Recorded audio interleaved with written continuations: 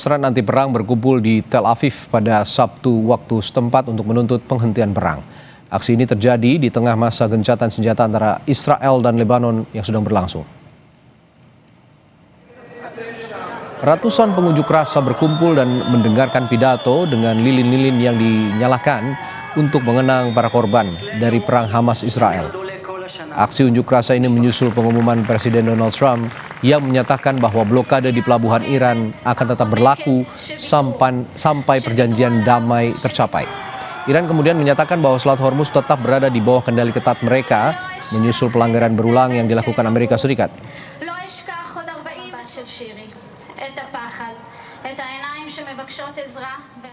Sementara itu, pasukan penjaga perdamaian PBB di Lebanon bergerak menuju posisi mereka di Lebanon Selatan pada Jumat waktu setempat, usai satu anggota mereka gugur dan 3 lainnya luka-luka.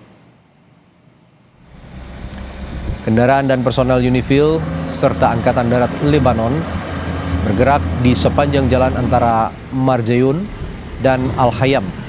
UNIFIL mengumumkan bahwa salah satu tim patrolinya diberondong tembakan senjata ringan saat sedang bekerja membersihkan amunisi yang belum meledak di sepanjang jalan di desa Gandourieh. UNIFIL juga melakukan penyelidikan untuk menentukan kronologi lengkap insiden tersebut dan menyebut bahwa penembakan berasal dari aktor non-negara. Presiden Prancis Emmanuel Macron menyebut bukti-bukti mengarah kepada Hizbullah. Sementara Hizbullah membantah bertanggung jawab atas serangan tersebut dan menyebut tudingan kepada mereka adalah tindakan yang gegabah. Total ada 1 orang meninggal atas serangan itu. 3 lainnya luka-luka, di mana 2 diantaranya mengalami luka serius.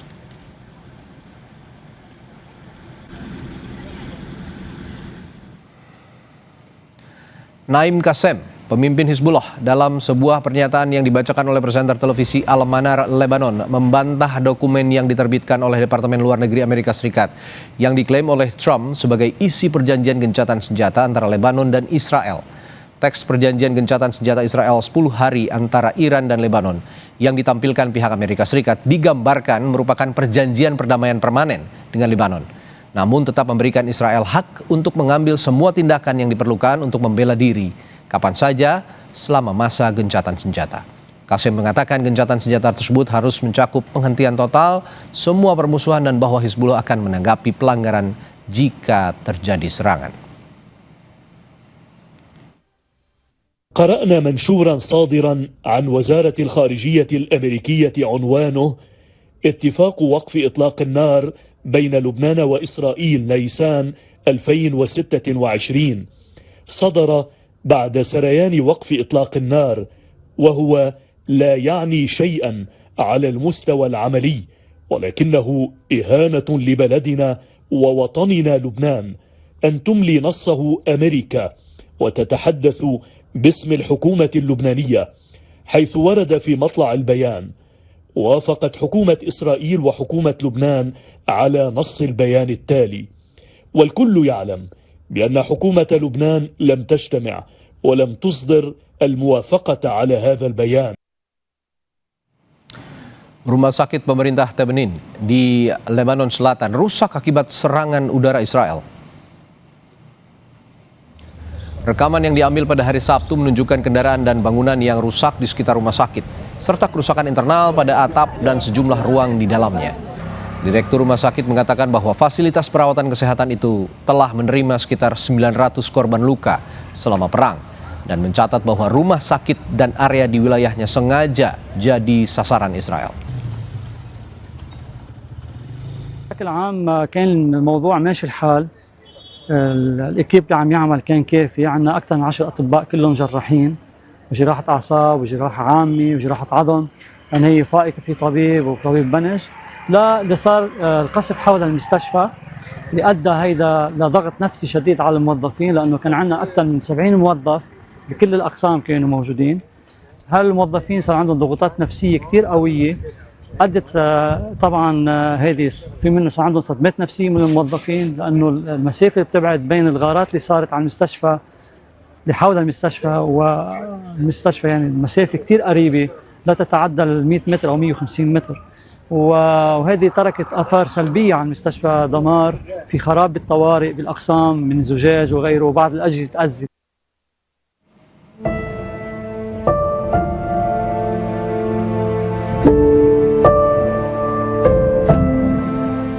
Di masa 10 hari gencatan senjata antara Israel dan Lebanon, warga di selatan Beirut mulai kembali ke rumah mereka. Namun yang menanti bukanlah kehidupan lama, melainkan puing-puing rumah mereka yang sudah hancur. Lingkungan Haimadi di Beirut yang sebelumnya padat dan hidup, kini berubah menjadi kawasan porak-poranda akibat serangan udara selama perang yang dimulai awal Maret. Bagi Imad Hamod, warga Beirut yang menjadi korban serangan Israel menyebut, kembali ke rumah berarti menghadapi kenyataan pahit. Kantor dan tempat tinggal keluarganya rusak parah akibat ledakan yang menghancurkan gedung di depannya. هلا أنا جيت الصبح على البيت بس ناطرة شوية الكهرباء لتجي لأنه بيتنا على التاسع ويتظبط الوضع وإن شاء الله نرجع ليش لا إذا في أمان وما أنا خوفانين من شيء. Sedangkan di kota Tire, Lebanon, rumah-rumah rata dengan tanah dan laporan korban hilang terus bertambah. Kota ini jadi sasaran dari serangan terakhir yang terjadi sebelum gencatan senjata terjadi. Tim penyelamat pun terus berupaya mencari korban yang hilang. Dan bagi Rida Hijazi, gencatan senjata tidak menghapus duka.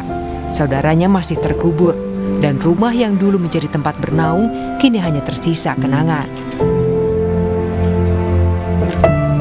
بلشت الضربة القوية وبعدين ضربات الصغيرة نزلوا على البناية اللي حدنا والبناية اللي حدنا قلبت علينا اللي روحت بنايتنا وبيتنا نحن عندنا بناية على الشارع فوقي كلها صارت على الأرض اللي راح فيها شهداء من بيت جعفر في ناس من بيت دبوق في شهداء عندنا من العائلة من بيت حجازي وعندي خي شهيد مطرح ما انضربت تاني بناية لأساس القصف هناك بعده لحد اليوم وقت ما كانت الضربة هو تحت الردم.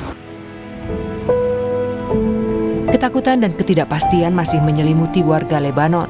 Perang mungkin berhenti sementara, namun perjuangan untuk bangkit baru saja dimulai dengan harapan kedamaian akan terjadi di tanah Lebanon.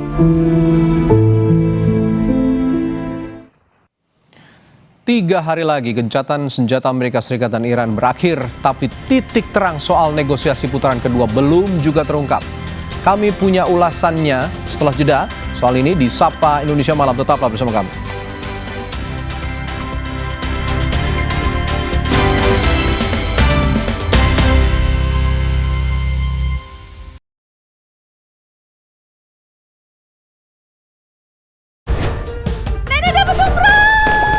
Kejutan tutup botol Ramadan Aku Pipa dimulai. Hadiah spesial hanya selama Ramadan. Ada produk elektronik, uang, temukan hadiahnya di semua ukuran Aku Pipa selama Ramadan dari Winsfood. Dulu setiap sholat lutut gue sakit banget. Sekarang gue sadar tulang sendi sehat itu penting. Kolagena dengan kolagen, vitamin A dan kalsium membantu mempertahankan kekuatan sendi, tulang, dan kesehatan kulit. Kolagena banyak banget manfaatnya. Baru sari gandum peanut butter. Wah, kacang! Iya, selai kacangnya asli, tebal, selembut butter, manis, asin, gurih. Selai kacangnya asli, tebal lagi. Baru sari gandum peanut butter. Baru teh pucuk Less Sugar dari 100% pucuk teh pilihan. Seger, enak lagi. Pilihan lebih sehat dari Depom. Teh pucuk Less Sugar, rendah gulanya, enak rasanya. Borgo, ikuti pada hari dan jam berikut di Kompas TV. Baru teh pucuk Less Sugar dari 100% pucuk teh pilihan. Seger, enak lagi. Pilihan lebih sehat dari Depom. Teh pucuk Less Sugar, rendah gulanya, enak rasanya. Nenek dapat umroh! Kejutan tutup botol Ramadan Aku Pipa dimulai. Hadiah spesial hanya selama Ramadan. Ada produk elektronik, uang, temukan hadiahnya di semua ukuran Aku Pipa selama Ramadan dari Winsfood. Baru teh pucuk Less Sugar dari 100% pucuk teh pilihan. Seger, enak lagi. Pilihan lebih sehat dari Depom. Teh pucuk Less Sugar, rendah gulanya, enak rasanya. Nenek dapat umroh! Kejutan tutup botol Ramadan Aku Pipa dimulai. Hadiah spesial hanya selama Ramadan. Ada produk elektronik, uang, temukan hadiahnya di semua ukuran Aku Pipa selama Ramadan dari Winsfood. Tiap orang punya semangatnya masing-masing untuk memberikan yang terbaik. Terima kasih untuk kamu yang tidak bercerita, tapi selalu semangat 100%. Kopi Kapal Api. Jelas lebih enak. Dipo, investigasi setiap Senin pukul 8:30 malam. Baru teh pucuk Clash Sugar. Dari 100% pucuk teh pilihan. Segar, enak lagi. Pilihan lebih sehat dari Depom. Teh pucuk Clash Sugar. Rendah gulanya, Enak rasanya. Kejutan tutup botol Ramadan Aku Viva dimulai. Hadiah spesial hanya selama Ramadan. Ada produk elektronik, uang, temukan hadiahnya di semua ukuran Aku Viva selama Ramadan dari Wingsfood. Tiap orang punya semangatnya masing-masing untuk memberikan yang terbaik. Terima kasih untuk kamu yang tidak bercerita tapi selalu semangat 100%. Kopi Kapal Api, jelas lebih enak. Kilas Kompas, setiap hari pukul 11:30 malam. Baru teh pucuk Clash Sugar. Dari 100% pucuk teh pilihan. Segar, enak lagi. Pilihan lebih sehat dari Depom. Teh pucuk Clash Sugar. Rendah gulanya, Enak rasanya. Kejutan tutup botol Ramadan Aku Viva dimulai. Hadiah spesial hanya selama Ramadan. Ada produk elektronik, uang, temukan hadiahnya di semua ukuran Aku Viva selama Ramadan dari Wingsfood. Tiap orang punya semangatnya masing-masing untuk memberikan yang terbaik. Terima kasih untuk kamu yang tidak bercerita tapi selalu semangat 100%. Kopi Kapal Api, jelas lebih enak. Berita utama Senin sampai Jumat pukul 7:30 malam live di Kompas TV. Baru teh pucuk Clash Sugar. Dari 100% pucuk teh pilihan. Segar, enak lagi. Pilihan lebih sehat dari Depom. Teh pucuk Clash Sugar. Rendah gulanya, Enak rasanya. Kejutan tutup botol Ramadan Aku Viva dimulai. Hadiah spesial hanya selama Ramadan. Ada produk elektronik, uang, temukan hadiahnya di semua ukuran Aku Viva selama Ramadan dari Wingsfood. Baru teh pucuk Clash Sugar. Dari 100% pucuk teh pilihan. Segar, enak lagi. Pilihan lebih sehat dari Depom. Teh pucuk Clash Sugar. Rendah gulanya, Enak rasanya. Kejutan tutup botol Ramadan Aku Viva dimulai. Hadiah spesial hanya selama Ramadan. Ada produk elektronik, uang, temukan hadiahnya di semua ukuran Aku Viva selama Ramadan dari Wingsfood.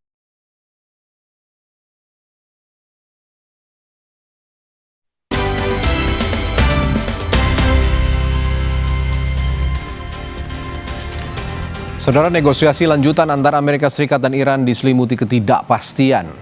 Bahasan Selat Hormuz hingga uranium yang dipercaya jadi potensi mengganjal negosiasi putaran kedua.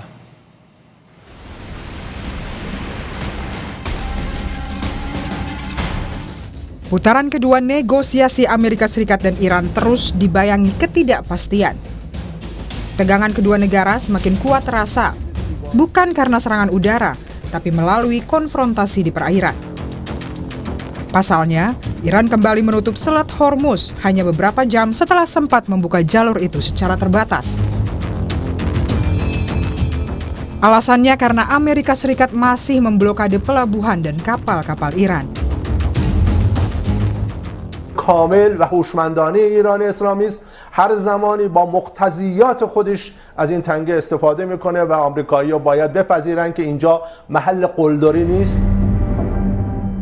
Sementara itu, Presiden Amerika Serikat Donald Trump memastikan akan tetap blokade pelabuhan dan kapal Iran di Selat Hormuz. Jika tak ada kesepakatan dalam negosiasi selanjutnya, Trump bilang tak akan memperpanjang gencatan senjata dan kembali menyerang Iran. But the blockade is going to remain. But maybe I won't extend it.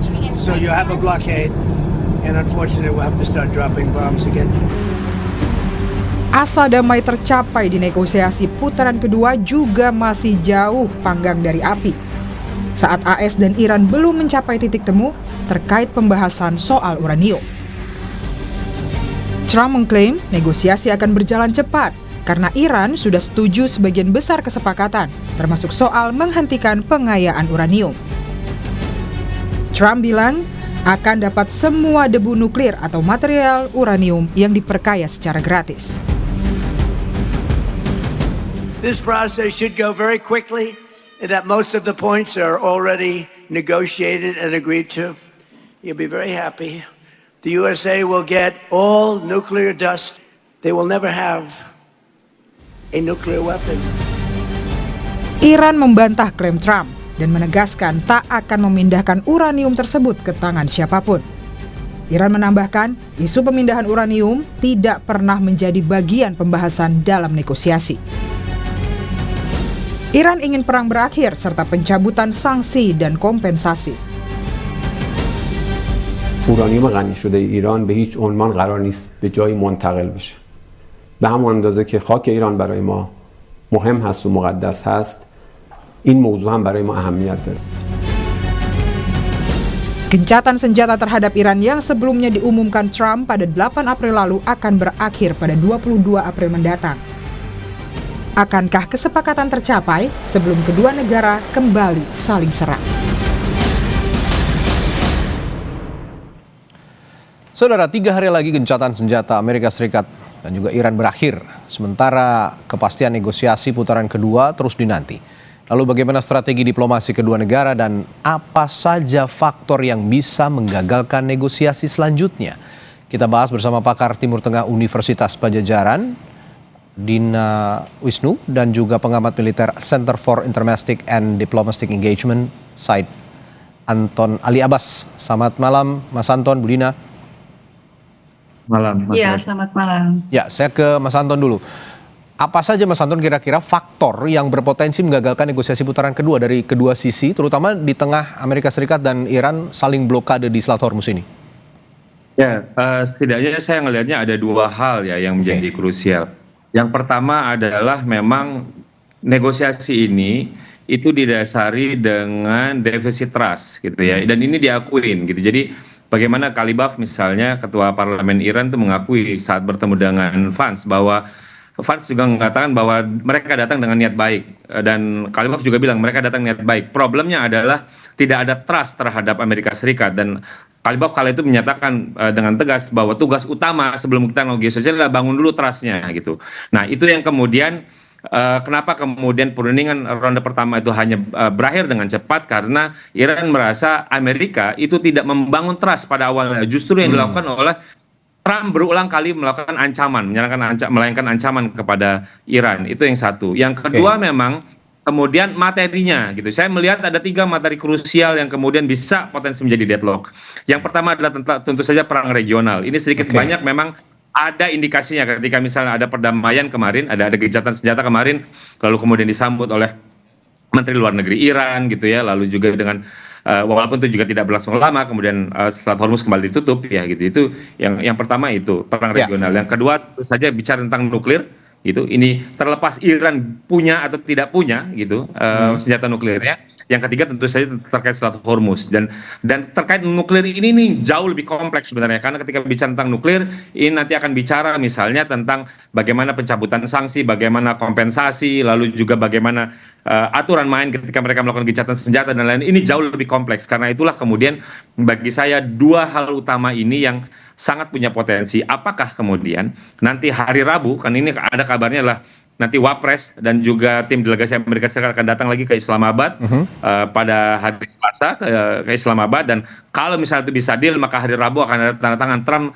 direncanakan akan datang ke Islamabad gitu. Jadi ini yang masih kita lihat, apakah misalnya dalam Selasa Rabu ke depan ini akan ada tanda tangan gencatan, entah itu nanti gencatan senjata atau perjanjian damai, kita juga belum tahu, dan apakah itu nanti collapse ataupun extended, ini nanti tergantung lagi nanti bagaimana dinamika dan bagaimana kemudian hasil kunjungan dari Kepala Staf Angkatan Daratnya Pakistan yang sudah datang ke Teheran dan sudah balik lagi ke Islamabad, Mas Radi. Baik, dalam konteks diskusi kita malam ini saya akan tanyakan hal yang sama juga ke Bu Dina untuk awal diskusi kita ini. Kalau tadi Mas Anton mengatakan yang sudah kita dengar sama-sama, nah saya juga akan tanyakan hal yang sama. Apa saja faktor yang menggagalkan kesepakatan jika negosiasi putaran kedua terjadi? Bu Dina, Anda punya pendapat lain selain yang diungkapkan Mas Anton tadi? Iya, pada dasarnya sudah disebut tadi ya oleh Mas Anton bahwa ada perbedaan besar posisi antara Amerika Serikat yang diminta oleh Amerika Serikat dan yang dipegang teguh oleh Iran. Yang pertama tadi soal nuklir. Buat Iran pengayaan uranium itu bukan sekedar secara teknis memperkaya berapa persen, tapi ini adalah kedaulatan. Iran tidak mau diatur-atur oleh pihak lain karena apa yang dilakukan terkait nuklir itu sudah sesuai dengan NPT, sudah sesuai dengan perjanjian di bawah PBB mengenai apa saja yang boleh dan tidak boleh dilakukan. Sehingga ini ketika urusannya adalah kedaulatan, dignity, harga diri bangsa, yaitu akan dipegang teguh oleh Iran. Sementara dari pihak Amerika Serikat itu meminta untuk menghentikan pengayaan uranium itu total, betul-betul nggak boleh memperkaya uranium. Nah, ini kan sebenarnya melanggar perjanjian NPT juga dan juga akhirnya merendahkan pihak Iran. Yang kedua soal Selat Hormuz, Iran ingin mempertahankan realitas baru yang sudah dia capai pasca perang ini, yaitu dia mengendalikan Selat Hormuz, dia yang menyeleksi siapa yang boleh lewat, siapa yang tidak boleh lewat. Nah, Amerika Serikat itu pengen mengembalikan seperti sebelum perang, tentu nggak bisa ya, karena dalam situasi saat ini Iran yang berada di atas angin dan kemudian saya pikir kemungkinan ada perundingan kedua itu sebenarnya kan dari pihak Iran belum ada pernyataan resmi, tapi dari pihak Iran itu ada tuntutan bahwa kalau memang mau berunding lagi ya harus disepakati ini yang mana nih yang mau diobrolkan. Jangan sampai seperti yang di pertemuan pertama, katanya yang 10 poin dari Iran yang akan diobrolkan, akan dinegosiasikan, tapi negosiator Amerika Serikat justru datang dengan tuntutan-tuntutan yang lain yang tidak ada di 10 poin dari Iran itu. Oke, saya kembali ke Mas Anton dalam konteks sama. Negosiasi perundingan. Ini kan awal mula terjadinya perang di kawasan antara Amerika Serikat dan Iran ini disebabkan oleh Zionis Israel. Nah, kalau memang dalam perundingan tidak melibatkan Israel, akankah negosiasi kedua ini menghasilkan kesepakatan yang berarti nantinya, Mas Anton? Nah, ini juga menarik Mas Radi, karena ternyata misalnya ada perkembangan. Kalau misalnya lapor dari Komisi Eropa, itu 26 dari 27 negara yang tergabung di Uni Eropa itu secara parsial menghentikan sementara perjanjian perdagangan dengan Israel. Tentu saja ini sedikit banyak bisa jadi kemudian berdampak apakah Israel kemudian resisten untuk berdamai atau tidak berdamai, karena ternyata dia juga menerima dampak sampingan gitu. Itu kan menunjukkan bahwa ada posisi oposisi dalam hal ini yang dilakukan oleh Uni Eropa terhadap konflik ini. Nah, ini yang memang bagaimanapun juga dari awal kan Israel gitu, dari perundingan pertama itu sudah menunjukkan bahwa dia bisa memainkan peran sebagai spoiler dari upaya perdamaian, dan itu dilakukan bagaimana ketika misalnya ada pernyataan gencatan senjata yang langsung kemudian diikuti dengan serangan ke wilayah Lebanon. Jadi bagi saya ini memang tapi menarik juga misalnya jika memang Amerika Serikat ya dalam hal ini Presiden Trump kemarin ketika dalam perundingan dengan Lebanon itu memang benar untuk meminta Israel jangan gitu. Jadi apakah ini menunjukkan kontrol yang memang kuat atau memang setelah lobby pertemuan hari ini dengan Perdana Menteri Benjamin Netanyahu kemudian berubah lagi, kita juga belum tahu gitu ya. Jadi ini hari ini akan ada banyak dinamika, termasuk juga karena Israel juga secara aktif melobi pemerintah Amerika Serikat terkait ada rencana perundingan tahap kedua ini. Tapi memang lagi-lagi kita juga jangan membayangkan bahwa perundingan yang dilakukan antara Amerika Serikat yang difasilitasi oleh Pakistan dengan Iran itu adalah negosiasi secara langsung gitu. Jadi saya melihatnya bahwa ini adalah negosiasi tidak langsung. Itulah kenapa kemudian Kepala Staf Angkatan Darat Pakistan mendatangi Teheran untuk menyampaikan gitu ya, menyampaikan apa saja poin dari Amerika Serikat, dan itu kemudian dinegosiasikan, dan itu yang kemudian nanti dibawa dan dikonsultasikan kepada Amerika Serikat. Ini posisi yang memang negosiasi tidak langsung. Ini memang sedikit banyak kita kemudian menebak-nebak apakah perundingan itu ada atau tidak ada. Gitu. Jadi ini yang kemudian kita menebak-nebak ini perundingan tahap kedua ini maksudnya apa, ronde kedua gitu. Apakah kemarin kunjungan kepala staf kemarin itu adalah model yang tadi negosiasi tidak langsung atau hanya sekedar kunjungan biasa atau apa. Nah, ini yang memang ketika modelnya negosiasi tidak langsung ini memang kita menebak-nebak kapan kita disebut putaran 1, putaran 2, putaran dan selanjutnya. Itu Mas Radi. Ya, sejauh ini Pakistan memang role-nya itu adalah sebagai perantara gitu ya, bukan sebagai mediator yang langsung menemukan kedua belah pihak, mempertemukan kedua belah pihak. Saya ke Bu Dina lagi. Bu Dina, Donald Trump, Presiden Amerika Serikat, ini kan berulang kali mengatakan deal or more bombs, katanya begitu. Nah, menurut Bu Dina, kalau kalimat-kalimat seperti ini terlontar, apakah ini strategi diplomasi maximum pressure 2.0 seperti yang terjadi medio 2018-2020 atau ada pendekatan baru mengingat konteks perang langsung seperti yang terjadi Februari sampai Maret 2026 ini? Kalau kita lihat kan pernyataan Trump itu berubah-ubah ya, sehingga kita bisa pegang ini mana ini ya. Pertama dia menyatakan ini ya memblokade Selat Hormuz, lalu tiba-tiba saja mengatakan membuka, lalu kemudian ancaman lagi. Tapi yang benang merahnya yang selalu berulang ya polanya adalah ancaman plus ajakan untuk berunding. Nah. Ajakan untuk berunding ini menunjukkan bahwa memang Trump itu ingin berunding gitu ya, ingin agar ada kesepakatan yang bisa membuat dia mengakhiri perang dengan cara yang terhormat gitu ya, dia tidak kehilangan muka. Nah, masalahnya pihak Iran tidak mau dengan tekanan seperti ini, meskipun diancam ya tetap Iran itu bertahan dengan yang dia inginkan, yaitu yang tadi itu ya, bahwa dia harus tetap dibolehkan untuk melakukan penganyaan uranium di bawah pengawasan PBB, dan kemudian juga Selat Hormuz dia tetap ingin mengendalikan Selat Hormuz, dan juga ingin perang itu berhenti total, bukan gencatan senjata. Kalau gencatan senjata kan masih ada resiko untuk diserang lagi. Yang diinginkan Iran itu penghentian total. Nah, tadi juga terkait dengan Israel, Iran itu tidak mengakui Israel sebagai negara gitu ya, sehingga memang tidak mungkin ada perundingan langsung antara Iran dengan Israel. Tapi Israel itu di tanda kutip ditembak Iran dengan cara ini dia memasukkan syarat soal Libanon gitu ya. Iran meminta agar serangan dihentikan di seluruh kawasan termasuk Libanon, karena buat Iran sebenarnya tujuan perjuangannya selama ini ya, dia melakukan perlawanan terhadap Amerika meskipun disanksi, diembargo, itu kan sebenarnya dalam rangka untuk membantu Palestina. Dia masih terus bertahan untuk memberikan bantuan senjata. Nah, dengan cara meminta agar Amerika Serikat menekan Israel tidak lagi menyerang Libanon, itu cara yang dilakukan Iran secara tidak langsung ya untuk melawan Israel. Tapi kita lihat bagaimana Trump sudah pakai huruf besar gitu ya, prohibited gitu ya, melarang Israel untuk menyerang Libanon, tapi kan dilanggar lagi. Sebenarnya kan Trump itu nggak berdaya ya di hadapan Netanyahu. Ya, ini inkonsistensi Donald Trump yang polanya sudah dibaca oleh Mbak Dina ya, Bu Dina ya, ada ancaman lalu ajakan perundingan, ancaman dan ajakan perundingan ini berulang, dan kita tidak tahu apakah nanti ujungnya ini di perundingan kedua akan juga menghasilkan sesuatu atau tidak. Tapi saya ke Mas Anton begini, kalau kata Bu Dina, ya betul bahwa Iran tidak mengakui Israel sebagai sebuah negara, tapi di sisi lain Lebanon sendiri tidak langsung berkonflik dengan Israel. Yang berkonflik dengan Israel itu adalah Hizbullah. Ini adalah kelompok komunitas dan juga simpatisan politik begitu ya di Lebanon yang memang populasinya cukup besar, sekitar 20% di Lebanon. Nah, tapi yang ingin saya tanyakan, Iran ini kan bersekutu dengan Hizbullah yang bukan negara begitu, dan Houthi juga. Nah, apakah ini juga akan jadi ganjalan di perundingan kedua atau tidak? Saya akan tanyakan hal itu, tapi jangan dijawab dulu, Mas Anton, nanti akan saya tanyakan setelah jeda di Sapa Indonesia Malam. Clash Sugar dari 100% pucuk teh pilihan.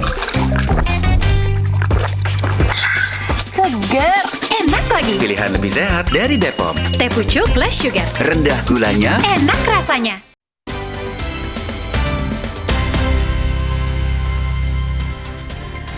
Saudara, Presiden Iran Masoud Pezeshkian menekankan bahwa Iran tidak berniat untuk memperluas perang melawan Amerika Serikat dan Israel jelang berakhirnya gencatan senjata selama 2 minggu. Pernyataan ini disampaikan dalam sebuah wawancara televisi di Teheran pada Minggu. ما دنبال گسترش جنگ نیستیم، اصلا ما دنبال جنگ نیستیم، ما آغازگر جنگ نبودیم، ما به جایی حمله نکردیم، الان هم قصد این که به کسی حمله کنیم نداریم، حقوقمون رو میخوام. اینا با قلدری میخوان حقوق یک ملتی رو، یک جامعه رو ندن. میگه ما تصمیم گرفتیم شما باید از این حق استفاده نکنید.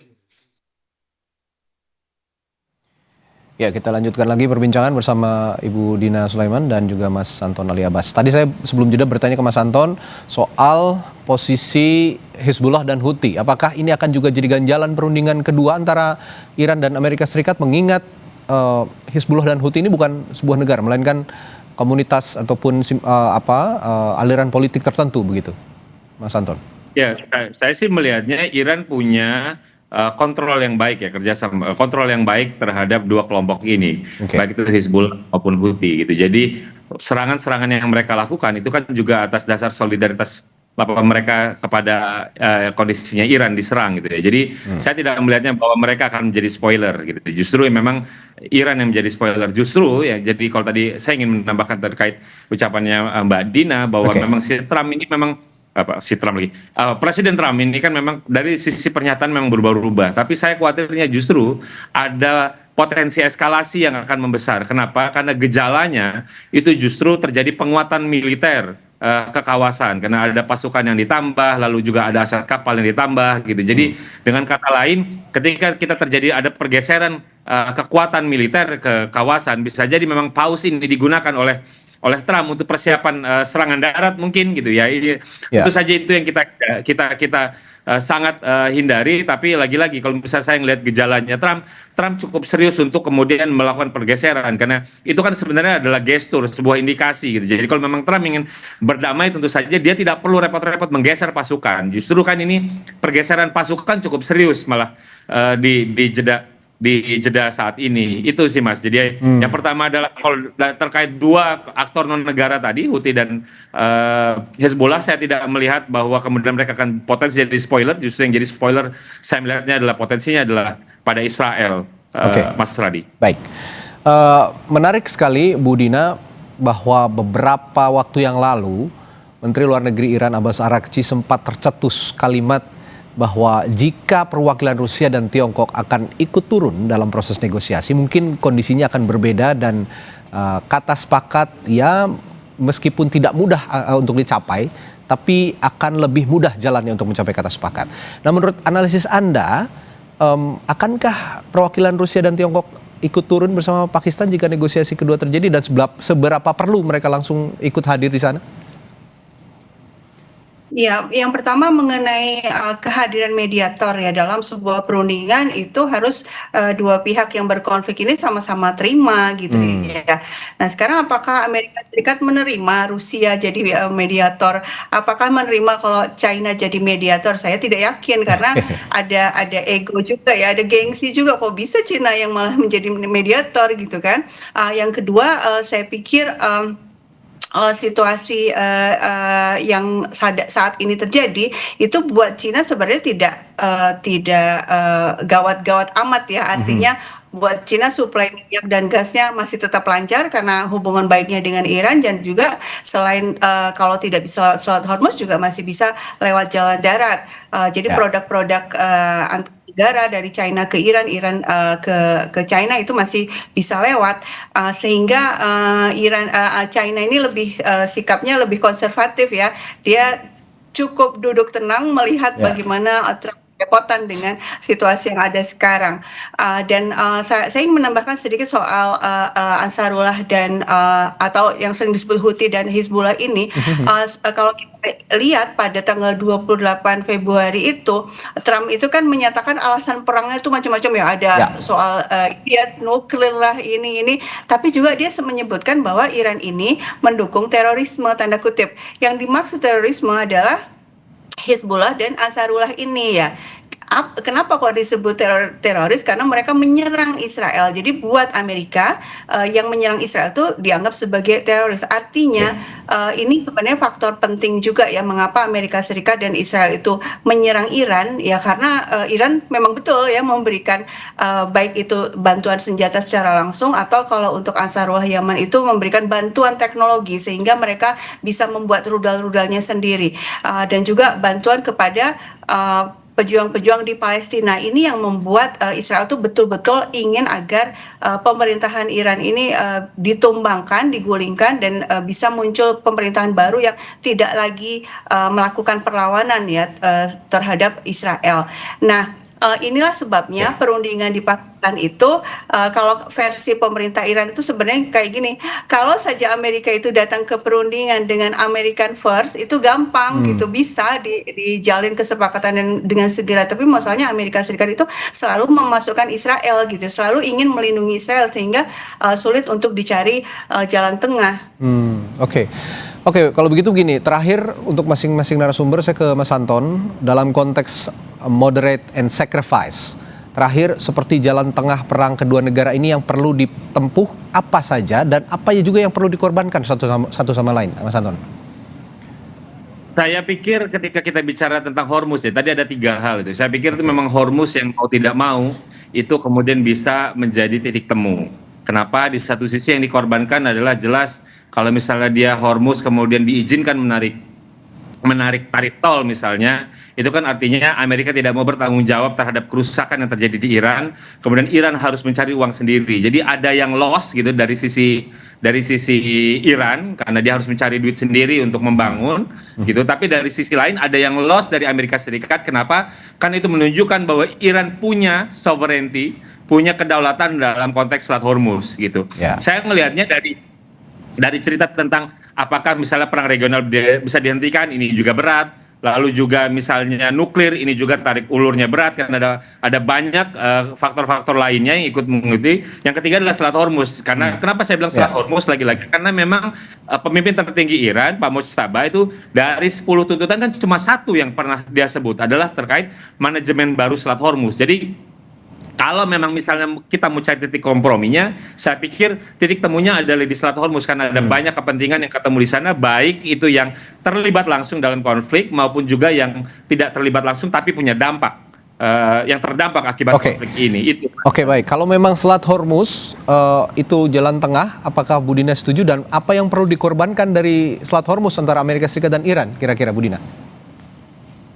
Ya sebenarnya kan Iran itu sejak awal menyatakan tidak menutup penuh ya, tapi yang boleh lewat adalah kapal-kapal yang tidak membantu Amerika Serikat dan Israel untuk menyerang Iran. Sebenarnya kan itu, tapi kemudian kalau betul Trump ini memang inginnya Selat Hormuz itu lancar gitu ya, terlepas dari masalah tol tadi, masalah biaya, kalau memang betul-betul ingin lancar harusnya Amerika tidak berbalik memblokade juga. Jadi ini kayak diblokir sama Iran terus dia balik memblokir gitu ya. Justru malah situasi yang ditimbulkan setelah Trump itu memberikan mengancam memblokir Selat Hormuz, itu justru malah situasi tambah buruk gitu ya. Kalau betul yang diinginkan oleh Trump adalah kestabilan harga minyak tidak terus-menerus naik seperti ini dan lalu lintas lancar, ya sudah, jangan memblokir apa yang sudah aturan baru yang sudah dilakukan oleh Iran. Saya pikir seperti itu.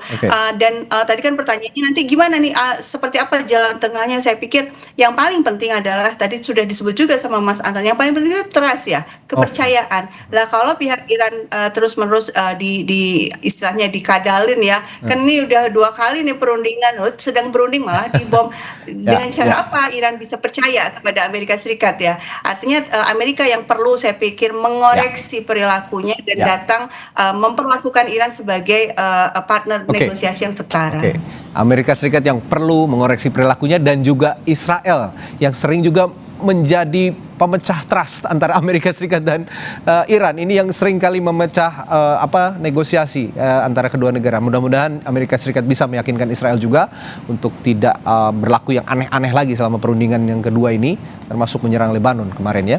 Baik, terima kasih Ibu Dina Wisnu dari Unpad dan juga Mas Anton Ali Abbas dari Site setelah berbagi perspektifnya malam hari ini di Sapa Indonesia Malam. Selamat malam, terima kasih, sampai jumpa lain waktu Ibu dan Bapak. Saudara, hari ketiga gencatan senjata warga Lebanon yang mengungsi akibat serangan mulai kembali